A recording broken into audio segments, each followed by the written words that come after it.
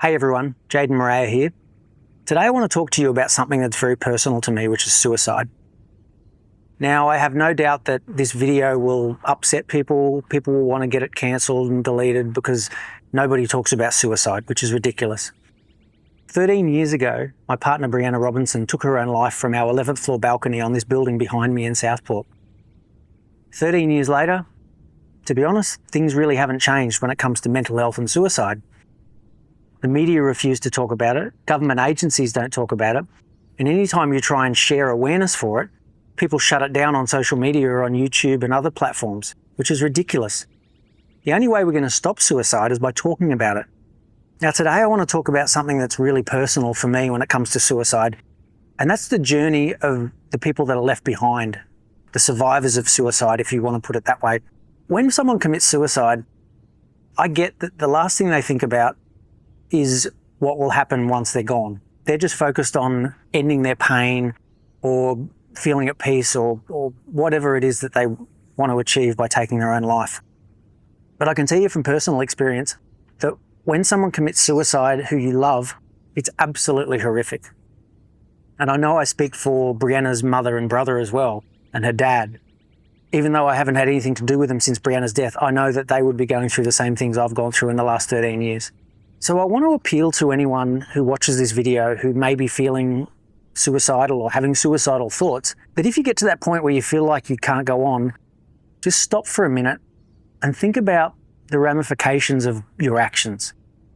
And I know that sounds really silly because you just want to end your life. And once you're gone, it doesn't matter what happens to everyone else. But please, trust me, you don't want to put your family and loved ones through what Breeana put myself and her family through. And I don't mean that as an insult to Breeana. I loved her very much, and I know her family did as well. I just wish that she had have thought for a minute and realised what would happen, the flow-on effect from her suicide. I mean, since Breeana committed suicide, I was sued by the building managers for $4,000. They unsuccessfully sued me. I was defamed, harassed, bullied, stalked, threatened by her auntie for the last 13 years. I was then charged with her murder and 11 other charges, which thankfully, as of today, they've all been dismissed and my name has been cleared. But it's still been horrific to go through all of these things. Now, there's also the fact that Breeana's mother and brother had to deal with, losing their daughter and sister. Their life hasn't been the same, and I don't think their life ever will be. I've been blessed that in the decade prior to Breeana's death, I had been a student of personal development, reading books and listening to audio and doing all those sorts of things. So I had some tools when Breeana committed suicide that helped me.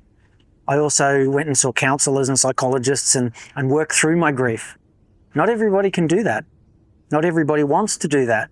So I want to ask you today, if ever you get in a position where you feel like you can't go on, to just stop for a minute and think about what happens after you commit suicide and all the things that the people that you love have to deal with. And that sounds crazy, I know, I get it. The last thing you want to think about is that. But just stop for a minute. By doing that, it may help you to understand that there are people that love you. Because I know that Breeana felt like nobody loved her. She felt that I was angry with her on the night she committed suicide. She felt like her mother didn't love her because she kicked her out of home. But her mother loved her, I loved her. We just perhaps didn't show it in the way that Breeana understood at that point in time. And I also want you to stop and realise that even though you're in a place where you feel like there's no other option, there is always another option. We may not see that other option at the time, but if we stop and think for a minute, it is there. With everything I've been through in the last 13 years, I've found another option every single time, and that's why I'm here today. And finally, I want to give you a little tip that I've used. It's very simple, but so profound.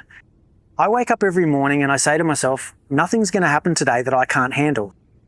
Every night I go to bed and I realise, hey, nothing's happened today that I haven't handled. I started doing that nearly 30 years ago.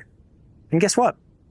Nothing's happened in those last 30 years that I haven't handled, including losing my partner to suicide, including being charged with murder. All of those things I've dealt with, and you can too. All you have to do is take a breath, then take another breath, and put one foot in front of the other. If you put one foot in front of the other and keep breathing, you will get through it. I promise you. If you want to know how I dealt with Breeana's suicide, and found the silver lining in it and made my life better as a result of it, my new audiobook, What Other People Think of You Is None of Your Business, is free on YouTube. So follow the link or click on the caption that's in the screen at the moment. If you want to know the truth about what happened to Breeana, you can head to my website, jdmoorea.com/Breeana, or check out the interview I did with Denham Hitchcock in 2018. It's the interview that Channel 7 didn't want you to see. And please, remember, no matter who you are or what you have done, you are worthy of love.